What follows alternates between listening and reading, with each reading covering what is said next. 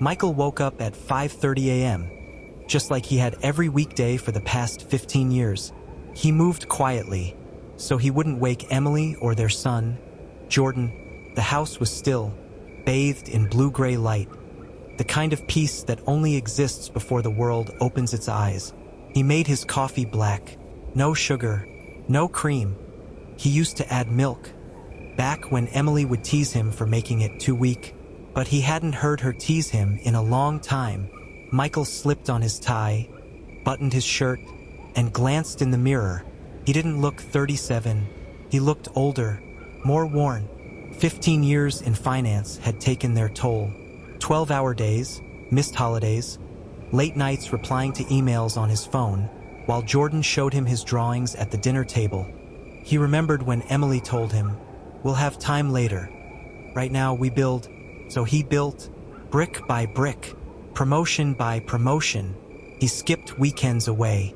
He skipped dinner parties. He even missed Jordan's birth because he was flying back from a business deal that secured them the down payment for their first home. Emily forgave him, told him she understood, told him they were a team, and Michael believed her. He bought her the house she fell in love with. He surprised her with a Lexus for their 10th anniversary. He booked vacations to Italy, Bali, and the Maldives, even though he rarely joined. "I want you to have everything," he once said, holding her hand on their marble kitchen island, and she smiled at him like he was her hero. But somewhere along the way, that smile changed. Michael didn't know when. Maybe the first time she turned her face when he kissed her cheek. Maybe when she started locking her phone at night. Maybe when she stopped asking if he was coming home late. He told himself it was just the stress of parenting, the stress of aging, the stress of life.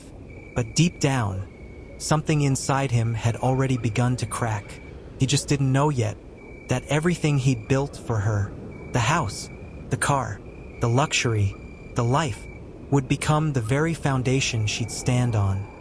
When she betrayed him, the office smelled like fresh carpet and desperation. Michael had been working toward this moment for 3 years. The promotion to senior director wasn't just a title.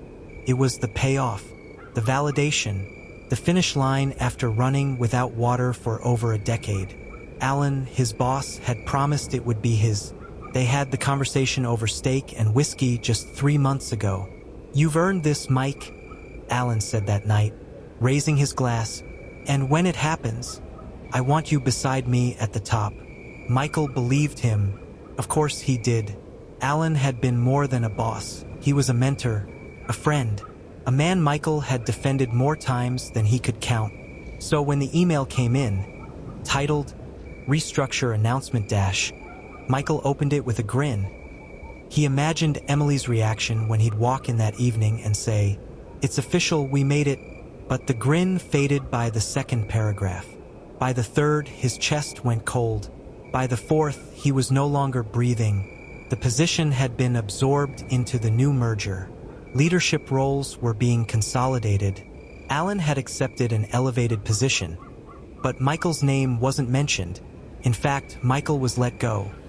Effective immediately, severance attached, a generic thank you for his years of service. No handshake, no meeting, no explanation, just a forwarded HR memo and silence from the man he once called family. Michael sat at his desk in stunned stillness. The office buzzed around him, laughter, typing. Someone talked about lunch plans, and he just sat there.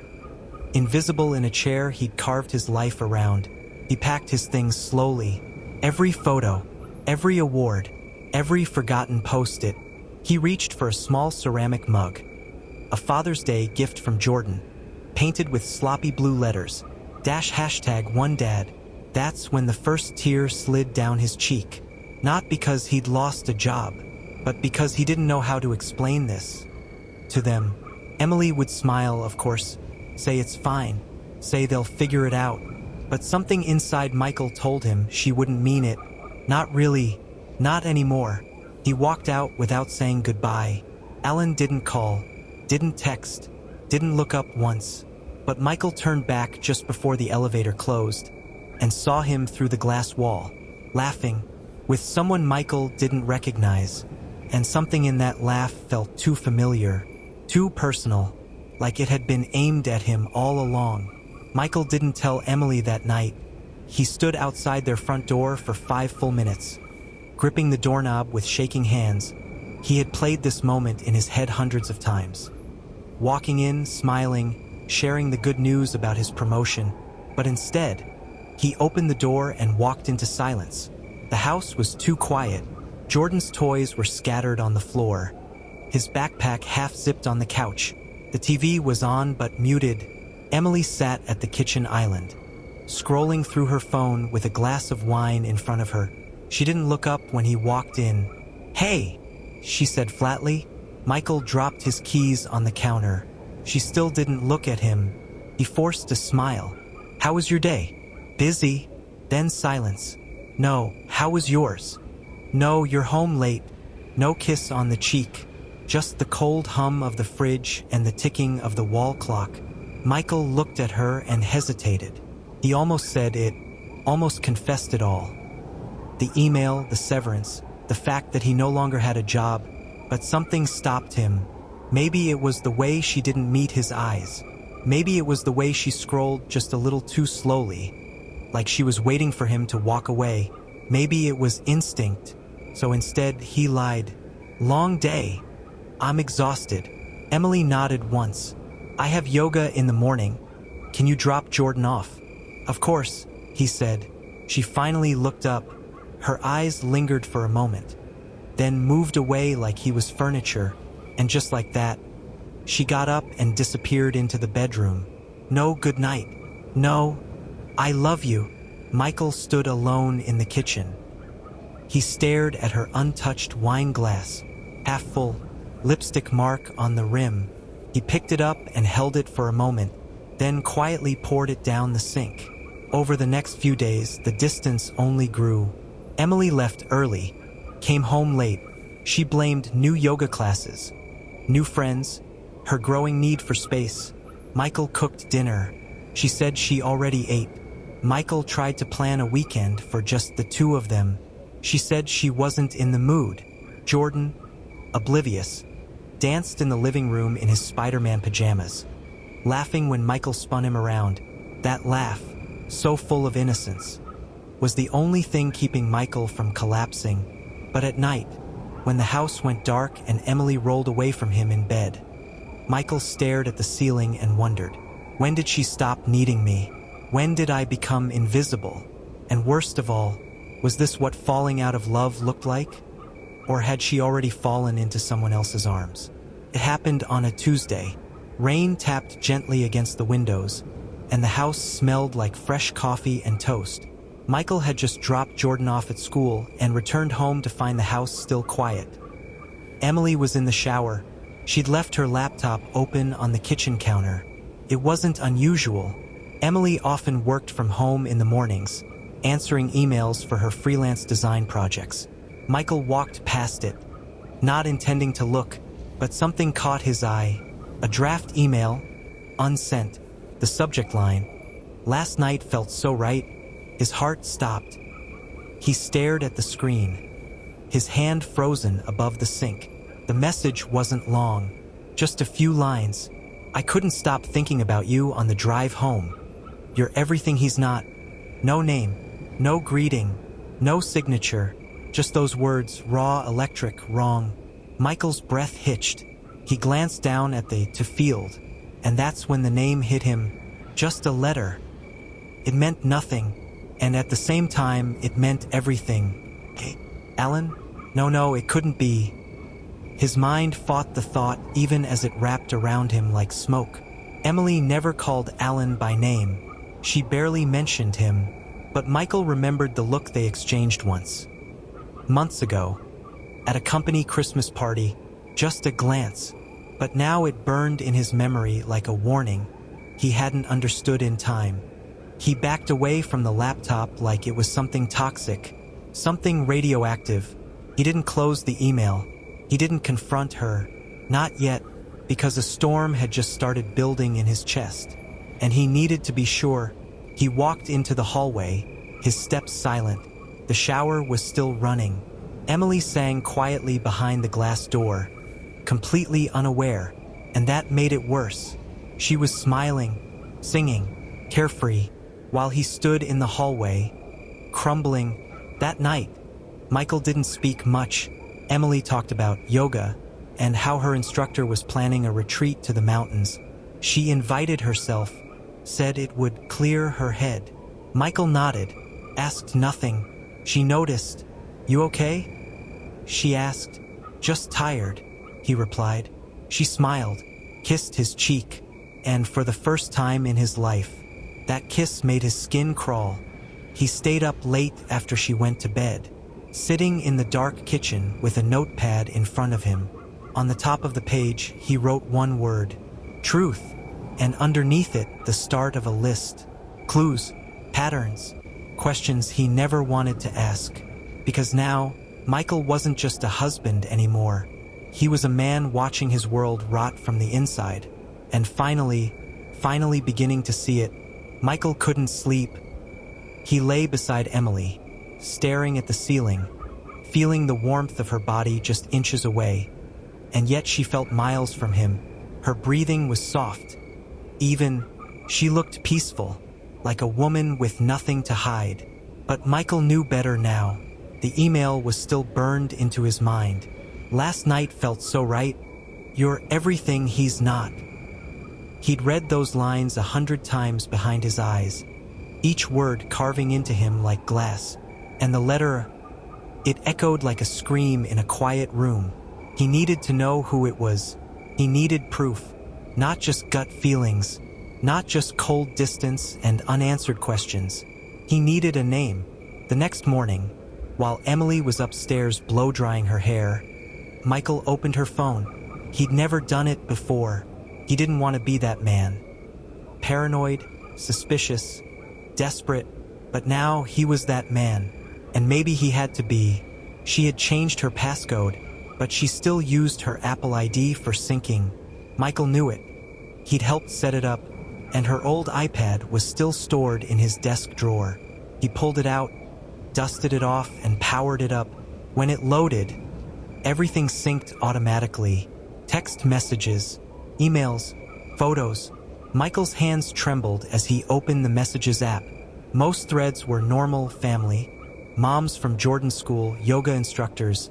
Then he saw it, a contact saved only as A. His pulse spiked. He tapped it open, and the very first message hit him like a punch to the gut. "I couldn't stop thinking about your mouth today." Michael blinked, scrolled. More messages, more filth, dates, times, motels, mentions of him. Mocking him. "He still thinks you're doing yoga. You looked so hot pretending to be tired last night." Michael's throat tightened. His fingers hovered above the screen, his breath short and shaky. Then it happened. A photo, blurry, low light, but unmistakable. Emily and Alan in a hotel mirror, her head on his chest, both half-dressed, smiling, and Michael's world, the one he had bled to build, finally shattered. He didn't throw the iPad. He didn't scream. He didn't cry. He just sat there, still, heavy, hollow. The man in the mirror was gone, and the one that remained was just beginning to understand what betrayal really looked like. He took a photo of the screen, saved the image, backed up the conversation, because if this was war, he would need ammunition. That evening, Emily made lasagna. She lit candles, poured red wine, acted like nothing had changed, like she hadn't destroyed him just hours earlier, like her body hadn't been in someone else's hands, his boss's hands. Less than a week ago, Michael sat across from her, watching her carefully slice garlic bread, humming to herself, and he smiled, because now he knew everything, and soon, she would too. Michael didn't sleep that night. He lay in bed, watching the red glow of the alarm clock tick past midnight. Then one, then two. Emily slept beside him, her breathing soft, arms curled toward the wall. Away from him. He used to find comfort in the sound of her sleep. Now it felt like mockery. She slept like someone who had no guilt, or worse, like someone who thought she'd never be caught. But she was, and soon she'd know it. The next morning, Michael made breakfast for Jordan. Pancakes with banana eyes and chocolate chip smiles. His son giggled. Syrup smeared across his cheek. Emily walked into the kitchen wearing her robe and sipping coffee. "Morning," she said casually. Michael looked up from the stove. "Sleep well?" he asked. Emily nodded. Taking another sip, Michael turned off the burner. "Funny," he said. "I kept thinking all night about lies." Emily froze mid-sip. Her eyes flicked to him just for a second. "But it was enough." "What kind of lies?" she asked. Michael shrugged.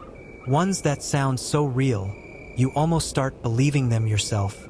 She smiled, but it didn't reach her eyes. "Well, maybe you just need more sleep." "Maybe," he said. Then he looked her right in the eyes. "Or maybe I need to wake up." Emily blinked. She opened her mouth to speak, but Jordan ran in, holding his backpack. "I'm ready." Michael smiled down at his son. "All right, buddy, let's go."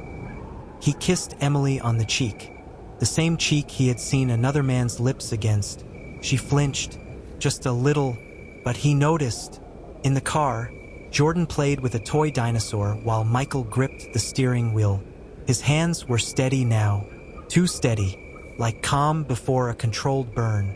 He dropped Jordan off at school, hugged him tight, and told him he loved him. Then he sat in the car for 15 minutes, staring at nothing, listening to his heartbeat slow. He wasn't going to explode. That's what she expected. A meltdown, a confrontation, a scream she could cry over and twist into pity. But she wouldn't get that. Michael was done reacting. Now he was planning. That evening, Emily came home late. She smelled like a different perfume. Not the kind she wore for him. She claimed she went for drinks with Nicole. Michael didn't ask. He didn't even nod. He just set down her wine glass and said, "Tell Nicole I said hi." Emily paused. "Why?" He tilted his head slightly. "Because I've been thinking about names lately." She stared at him. He stared back, and in that silence, something shifted. For the first time, she looked unsure. She looked small. And Michael? He smiled. Just a little, because this wasn't about getting even anymore. This was about regaining power, and he had just taken the first piece of it back. It started with a charge on the credit card. Michael was checking their joint account, something he rarely did because for years he trusted Emily with the bills, but this time he looked. He wasn't sure what he expected to find. Maybe a missed payment, maybe a surprise delivery, but what he found was worse. The Parkview Hotel, downtown, $237.48. 3 weeks ago, charged on a Thursday, the same day she claimed to be at a yoga workshop that ran late. Michael stared at the transaction, the timestamp, 9:17 p.m. He blinked, then looked closer, not just once, twice, 3 times, all within the last 2 months. Different dates, different room numbers, but all the same hotel, all around the same time of night, all labeled under the card Emily swore she barely used. Michael's hand tightened around the mouse. He opened the browser and looked up the hotel. He clicked View Photos, and when he saw the lobby, the gold chandelier, the emerald chairs, a memory hit him like a punch to the ribs. A week ago, Emily's dress, the one she never wore around him. He remembered the way she came home that night, smiling, cheeks flushed, breath minty. He remembered asking her how yoga was, and her saying, challenging but cleansing. She lied, right to his face. Michael didn't confront her. Instead, he drove to the hotel the next morning. He wore a navy jacket and kept his voice calm. "I'm trying to verify a booking my wife made," he told the front desk clerk. "I just want to be sure I've got the right receipts for taxes." He smiled politely. The clerk, young and distracted, typed something into her screen, then paused. Name: Emily Hayes. She nodded. Yes, I see her here. Multiple visits. Then she hesitated. Would you like to see the guest list she checked in with? Michael's heart began to race. He nodded. The clerk turned the screen slightly, and there it was, the name beside hers, Alan Grant. Michael stared at the screen for several seconds. Then he pulled out his phone and snapped a photo. The clerk didn't notice. She was already distracted by the next guest. Michael turned and walked out of the hotel without saying another word. He sat in his car and stared at the photo. He had the receipts, the guest names, the timestamps, the truth, and still a part of him wanted to scream, because this wasn't just betrayal. This was betrayal funded with his money, his years, his sacrifice. She didn't just lie. She took his loyalty and paid for her affair with it. That night, Michael came home earlier than usual. Emily was in the kitchen, pretending to scroll through recipes. She looked up and smiled like nothing had changed, like her world hadn't been built on ash. Thinking of trying something new tonight, she said sweetly. Michael looked her dead in the eyes. How about Parkview Hotel's signature dessert? He asked. Her face went white. She dropped the spoon in her hand. It clanged against the marble. I don't know what you mean, she stammered. He walked past her, opened the fridge, grabbed a bottle of water, took a long, slow sip, then turned to her. Next time, make sure your name isn't on both receipts. She didn't speak. She couldn't. Her mouth opened, then closed, then opened again. But no words came. Michael smiled, just slightly, and walked out of the kitchen. No yelling, no scene, just control and silence. Michael spent the next 2 nights building a folder, not a manila one, a digital one. He named it simply Truth. Inside, he placed screenshots, credit card statements, hotel receipts, text messages from the synced iPad, photos of Emily and Alan in the mirror, and the front desk booking records with both their names. He included everything clean, organized, time-stamped. He wasn't doing this for revenge. He was doing it for clarity, for proof, for Jordan, because someday his son would ask what happened. And Michael didn't want to answer with anger. He wanted to answer with facts. Once the folder was complete, he sent a secure copy to his personal cloud, then another to a hidden USB he taped under the desk drawer, and one more to his attorney. Her name was Valerie Cross. She was sharp, ruthless, and didn't ask many questions. She looked at the evidence once and said, "You want full custody?" Michael nodded. "I want out with my son and my dignity." Valerie smiled. "Then we start today." Meanwhile, Emily started unraveling. She began hovering more, asking strange questions. "Where were you today? You okay? You're quiet lately. Do you still love me?" Michael Nevalit. But he never gave her clarity either. He gave her what she gave him, vague warmth with a cold center. He wasn't cruel, just distant, measuring, and it drove her insane. On Friday night, she cooked dinner, his favorite, grilled salmon with garlic butter and roasted asparagus. She wore the red dress he once said made her look like every man's dream. He came home, loosened his tie, and sat at the table. "You look nice," he said plainly.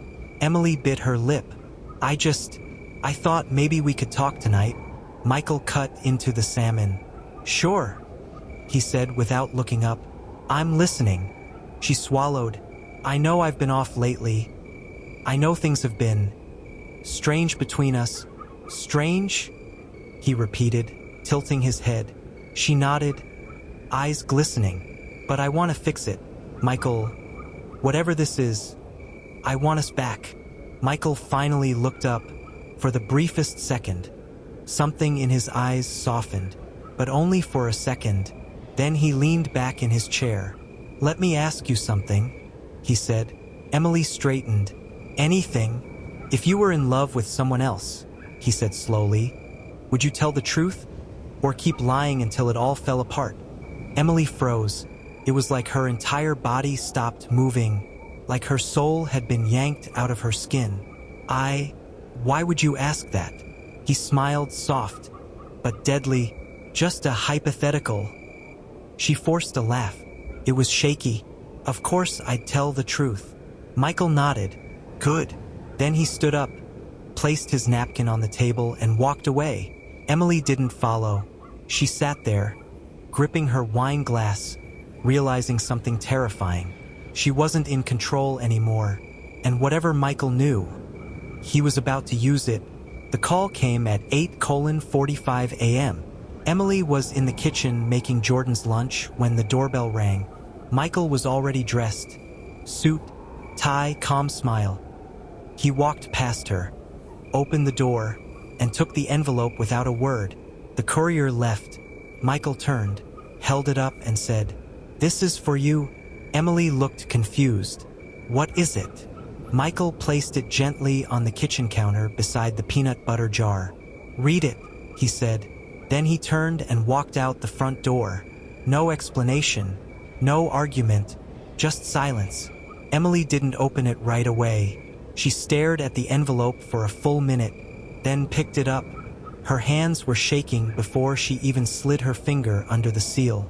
Inside were 20 pages, a formal petition for divorce, grounds, irreconcilable differences, requests, sole physical custody of Jordan, with visitation terms to be negotiated, attached, evidence of infidelity, including a notarized summary from Valerie Cross and digital attachments on a USB.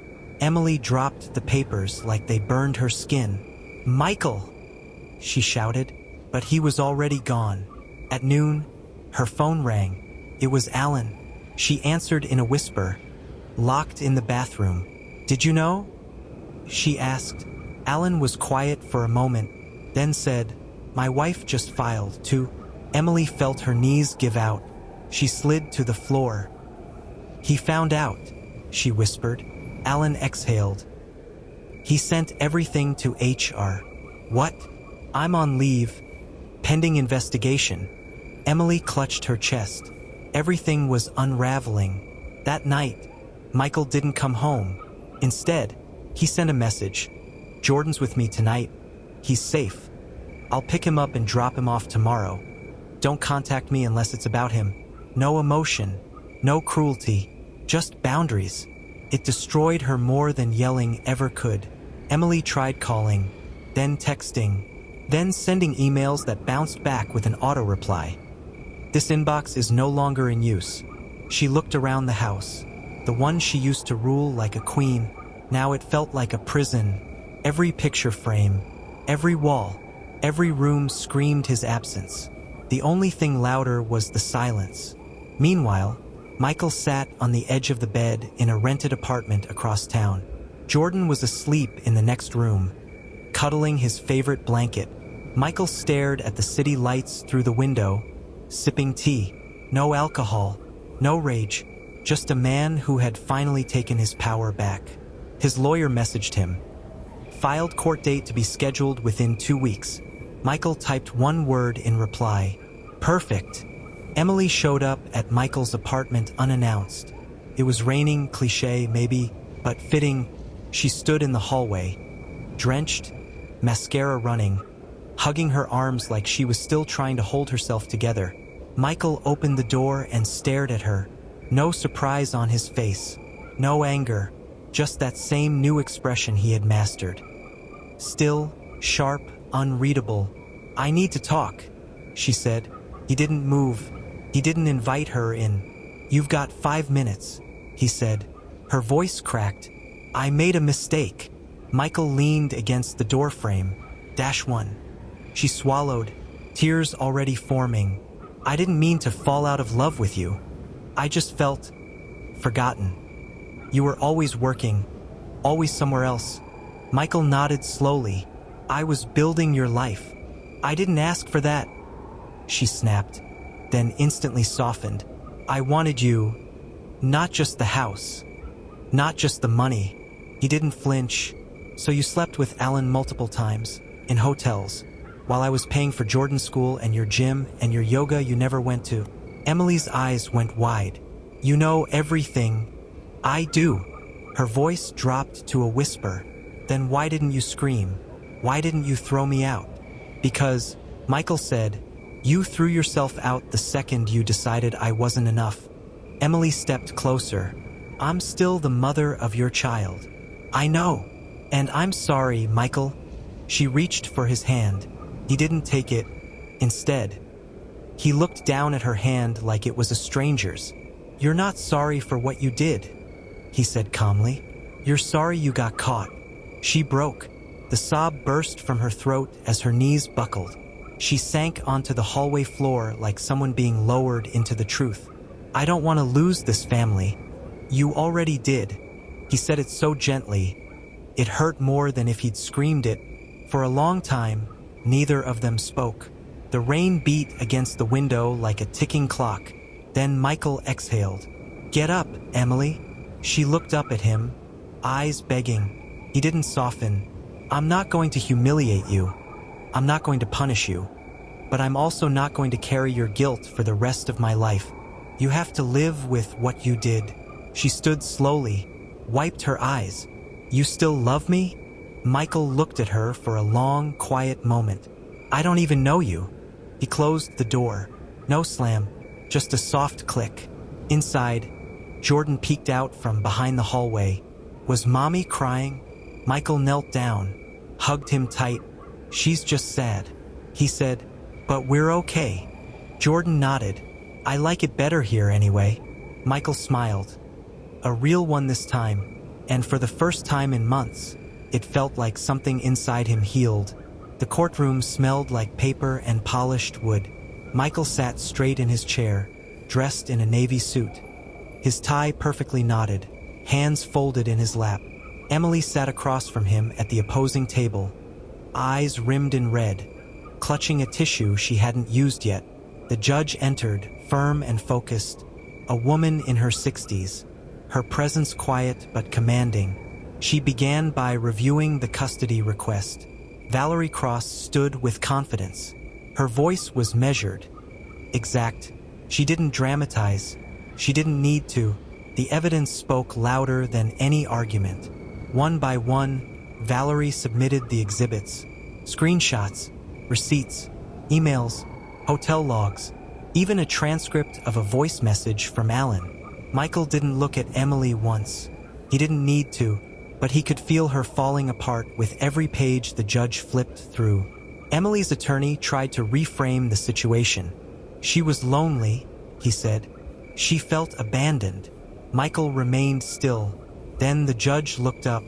Mr. Hayes, do you wish to speak? Michael stood, walked to the center of the room. His voice was calm, but you could feel the weight behind every word. I worked for 15 years to build a life for my wife and son. I missed birthdays, holidays, bedtime stories. I did it all thinking one day we'd rest together, that it would be worth it. He paused, looked down, then raised his eyes again. I didn't lose my marriage when she cheated. I lost it the moment she chose silence over truth. He turned to Emily. I don't hate you, but I can't trust you. And my son deserves to grow up watching what self-respect looks like. The judge nodded. Thank you, Mr. Hayes. That's all. After a short recess, everyone returned to the courtroom. The judge delivered the ruling. Primary custody to Michael Hayes. Visitation to be determined and supervised until further notice. Divorce granted on grounds of adultery. Emily covered her face with her hands. Michael didn't react. He just closed his eyes for a second. Not in relief, but in quiet mourning. Not for her, for what should have been. Outside the courtroom, Valerie shook his hand. You handled that with grace, she said. Michael nodded. I didn't want revenge. I wanted closure. And you got it. He looked at the courthouse steps. Sunlight spilled across them. And for the first time in months, he felt light enough to walk forward. 6 months later, the mornings were quiet. Not silent, but peaceful. Michael now woke up at 7 a.m. Not to race to an office, but to pack Jordan's lunch and walk him to school. Hand in hand, they talked about dinosaurs, superheroes, what snack he wanted that week. Jordan laughed more now. He asked fewer questions about his mother. Michael never spoke ill of her. He just said, "She loves you. She just made mistakes." And Jordan nodded, satisfied with that. Children don't need all the details. They just need to feel safe. And Jordan did. Michael's new apartment was smaller. 2 bedrooms, warm lighting, wooden floors, a plant he kept alive just to prove he could. Photos on the wall. Just him and Jordan, fishing, biking, building Lego towers that leaned too far. No reminders of the past. Only what mattered now.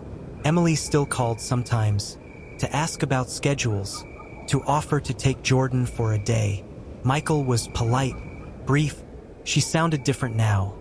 Softer, but not healed. Sometimes, regret lingers longer than the damage it caused.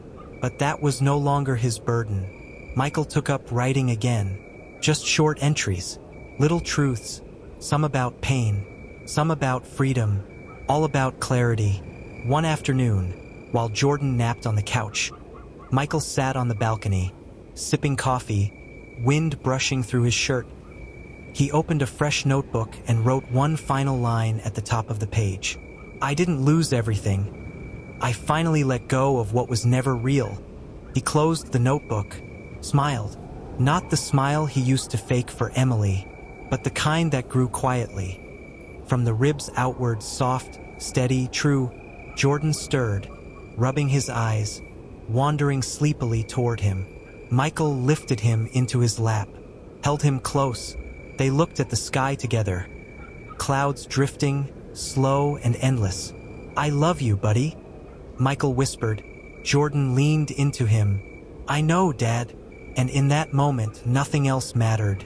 No past, no betrayal, just this, a man, a son, and a future finally unburdened by lies. The end.